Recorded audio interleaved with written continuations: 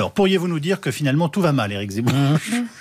Non, j'essaie de vous pousser dans votre tranche. Non, c'est pas... Alors, audace, oui, talent, oui, charme, oui, tout ça est évident. Je voudrais quand même contrebalancer un peu ces dithyrambes par quelques éléments. Dans l'année 2016, 75 unes de magazines sur Macron. Des dizaines de milliers d'articles.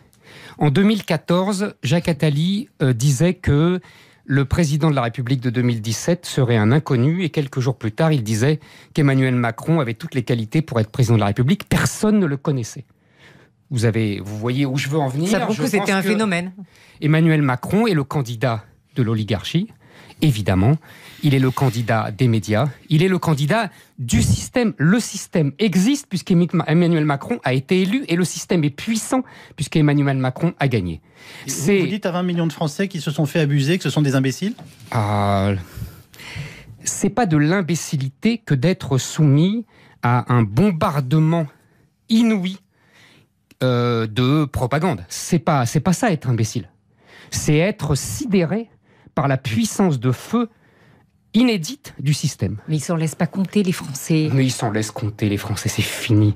On n'est plus aux Français de Chateaubriand et de Victor Hugo. Mais non, c'est terminé. Les Français sont abreuvés par la télévision. Ils sont abreuvés par les grands médias. Les Français, le niveau scolaire s'est effondré. Tout ce qui faisait résister... Tout ce qui faisait résister... Vous êtes en train de nous traiter d'abrutis. Tout ce qui faisait résister le peuple français s'est effondré. Donc il faut bien qu'il y ait une logique dans tout ça. Je veux croire qu'avec un candidat de droite, c'est le candidat de droite qui sera devant Marine Le Pen. Et Marine Le Pen apportera ses voix, comme Mitterrand avec Georges Marchais.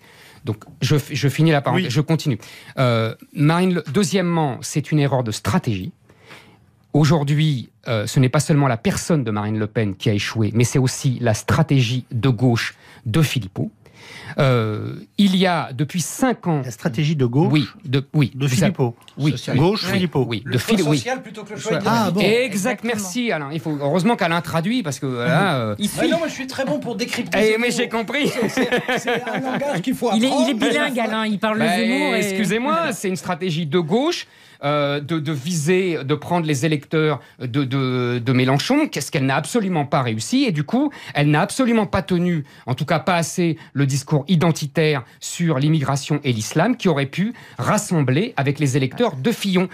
Elle se prend pour Evita Peron, un jour elle finira comme Marie-Georges Buffet.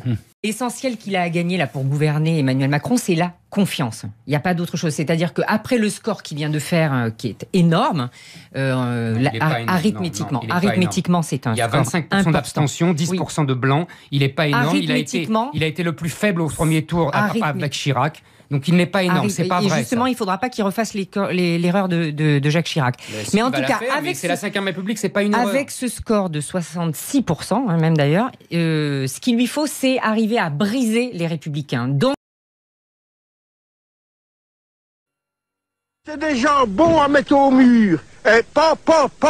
C'est tout. De qui parlez-vous? Je parle de ces gens-là qui vous gouvernent, qui sont en train de vous conduire dans vos dîners comme à l'abattoir, comme nous conduit les bêtes.